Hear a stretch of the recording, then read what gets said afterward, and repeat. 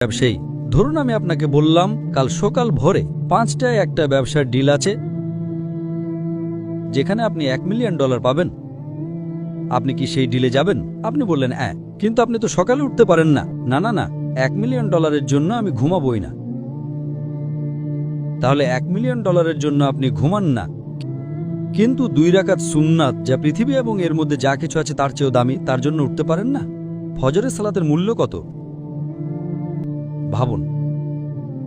সমস্যা হলো আমরা হাদিস শুনি কিন্তু বিশ্বাস করি না, কোরআন পড়ি কিন্তু বিশ্বাস করি না। আল্লাহ বলেছেন,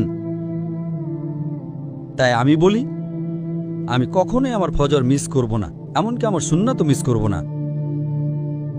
কেউ আমাকে $1 মিলিয়ন দিলেও না।